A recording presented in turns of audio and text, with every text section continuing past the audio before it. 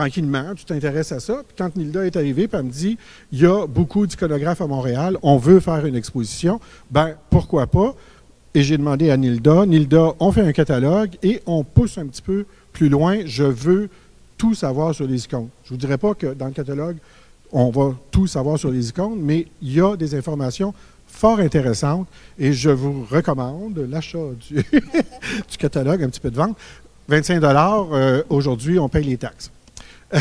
Donc, je vais laisser Nilda, finalement, vous en parler un petit peu plus de l'exposition, mais je voulais juste remercier du fond du cœur tout le monde qui a participé à cette exposition. C'est vraiment formidable. J'ai appris beaucoup de choses et, comme je le disais à Nilda tantôt, il y a des professionnels qui font des icônes. Il y en a quelques-uns ici. Il y a des amateurs qui font les icônes et je ne suis pas capable de faire la différence. Fait que vous travaillez vraiment bien. Merci. Merci. Nilda, à toi.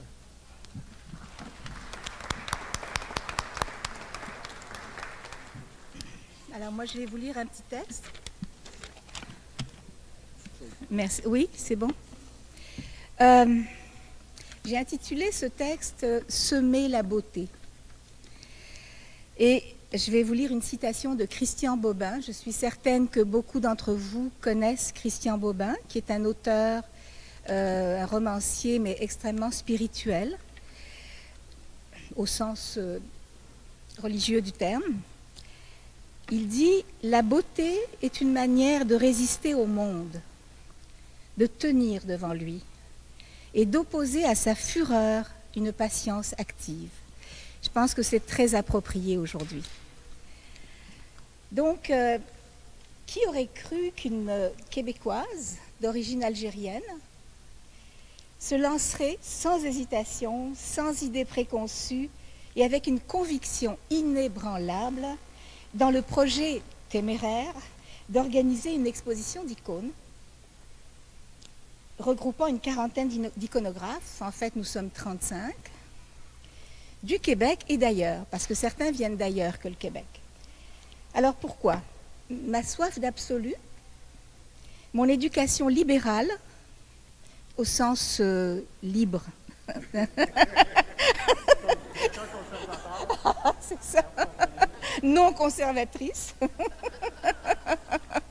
Et ma passion de l'art m'ont toujours fait considérer l'expression de la spiritualité comme la beauté suprême. Et cette beauté suprême qui efface toutes les frontières culturelles, ethniques, raciales, religieuses. C'est probablement pourquoi, depuis mon enfance berbère, je me suis mise en quête de cette spiritualité fondamentale et transcendantale, je dirais, qui est au cœur des chemins croisés, toutes ces religions qui s'opposent, qui s'entretuent, et pourtant ce sont les mêmes chemins. Ce sont des chemins, oui, différents, mais qui mènent au même résultat. Au bout du chemin, il y a la même chose. Alors, ces chemins croisés qui mènent à la lumière. Encore enfant, je dessinais, parce que je suis dessinatrice et peintre aussi, je dessinais quasi obsessionnellement la mère à l'enfant. Je continue d'ailleurs. Et parce que c'est l'archétype pour moi de la beauté suprême. Mais à ce moment-là, je ne savais pas que c'était la Vierge à l'enfant. C'était la mère à l'enfant. Et petit à petit, je me suis rendu compte que je rejoignais pas mal de choses dans la spiritualité chrétienne. Alors, plus tard au Québec, donc, j'ai rencontré l'icône et je suis devenue iconographe, autant dire une éternelle apprentie, à la recherche improbable de la perfection. Ici se trouvent nos professeurs que je vais vous présenter tout à l'heure. Et donc, ce monde-là s'est ouvert à moi. Je vais en parler tout de suite, grâce à Vladimir Midvici, qui est responsable de l'atelier d'art ancien Valouarda. Vladimir? Ouh. Viens saluer, viens dire bonjour à la dame. Vladimir, voilà, qui est le responsable de l'atelier. J'ai fait mes premières icônes avec lui. Merci. Et là, c'est ça, je vais vous les décrire, ces professeurs. La rigueur de Vladimir s'allie à la créativité et à la fantaisie. Alors ça m'a ouvert les portes de cet univers dans la joie et la gaieté. À l'Institut Péricorèze, INCORA, grâce à Virginie, Diane, Nicole. Alors, grâce à ces professeurs, qui, elles, allient la fraternité à la bienveillance. Quelle bonté! Et en Russie, où j'ai travaillé aussi avec plusieurs d'entre vous, sous la guidance d'Alexandre Sobolev. Alexandre, qui a un atelier aussi à Montréal et en Estrie. Alors lui, la rigueur s'allie, j'avais dit pour Vladimir la fantaisie, pour Virginie et l'atelier Péricorèze la bienveillance, à la rigueur, et lui, sa rigueur s'allie à la rigueur. Donc, maintenant, comment aurais-je pu faire sans la collaboration et la compréhension du directeur et conservateur du musée des maîtres et artisans du Québec, M. Pierre Wilson, qui, mais toutes ces belles idées que j'avais n'auraient jamais pu voir le jour sans lui.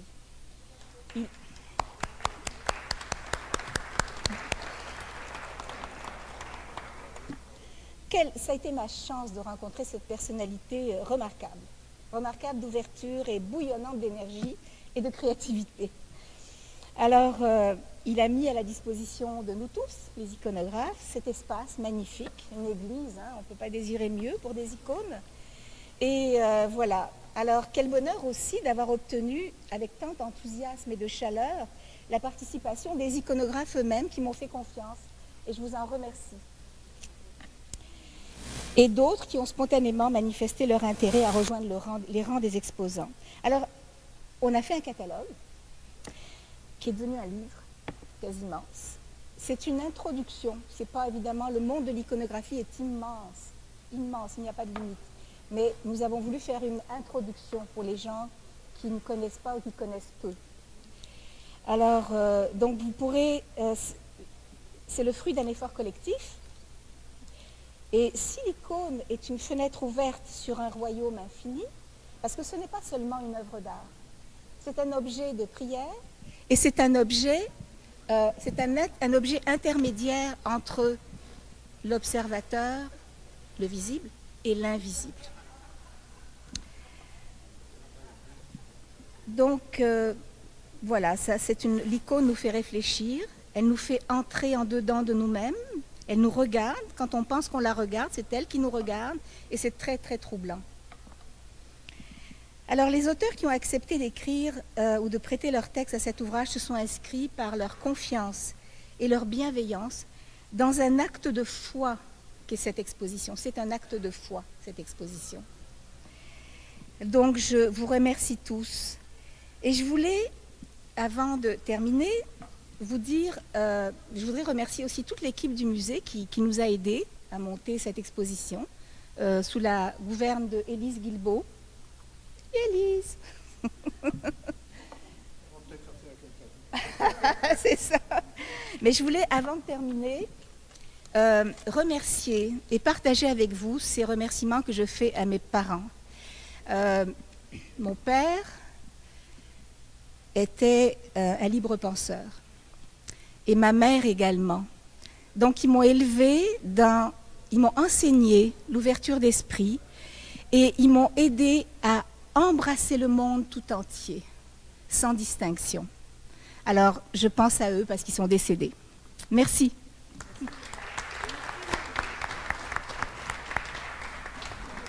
Merci beaucoup, Nilda. Je peux juste vous dire que ici au musée, on fait entre 15 et 20 expositions temporaires par année. Ça fait 10 ans que je suis directeur. Ça vous donne une idée du nombre d'expositions qu'on a pu faire. Et j'ai rarement vu une aussi bonne commissaire que Nilda. J'avais besoin d'une information. Nilda, paf, la trouvait tout de suite. Je voulais avoir une nouvelle photo de quelqu'un. 5 minutes après, bon, le courriel arrivait. Nilda avait trouvé la solution. Je veux dire, c'est vraiment exceptionnel. J'ai jamais vu ça. Alors, bravo Nilda. Tu t'es vraiment, vraiment bien débrouillée.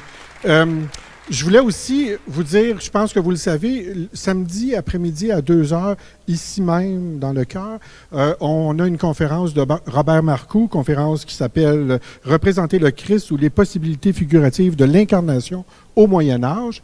Et je voulais juste savoir, levez donc la main ceux qui pensaient à être là. Je veux juste savoir si je vais avoir vraiment beaucoup de monde ou 60 chaises, on est correct. OK, c'est bon. Merci beaucoup. Alors, Nilda, est-ce que tu veux distribuer les choses tout de suite? Je peux nommer les gens, puis tu prends les... Alors, on va offrir un exemplaire du catalogue à tous ceux qui ont écrit dans ce catalogue. Micro. Micro. Oui, on offre donc... Oui, vas-y, répète. Ouais. Alors, Nilda disait, on offre un catalogue gratuitement à tous ceux qui ont écrit dans le catalogue. Oui, d'accord. Alors, je vous les nomme par ordre d'arrivée. Michel Saint-Onge. Est-ce que Michel est ici? Oh, il est à Jérusalem. Il est à Jérusalem. Bon. Virginie Desjardins, on sait qu'elle est ici. Virginie, viens chercher ton catalogue. Comme les gens, vous pouvez la voir aussi en même temps. Puis, voilà. Merci, Virginie. Virginie Desjardins, professeur. Oui. Michel Lévesque. Il n'est pas ici. Pas ici. En Gaspésie. Diane Poulain. Ici. Merci beaucoup, Diane. Atelier Péricorèze. C'est bon, ça. Un peu de publicité. Dalia Sobi. Dalia. Oui. Bonjour, Dalia. Auteur et iconographe. Merci. Alexandre Sobolev est ici. Alexandre, viens ici chercher ton catalogue. Hey, il faut lui donner des ordres. De la rigueur, comment? Merci, Alexandre. Merci beaucoup. Vladimir Medvichy.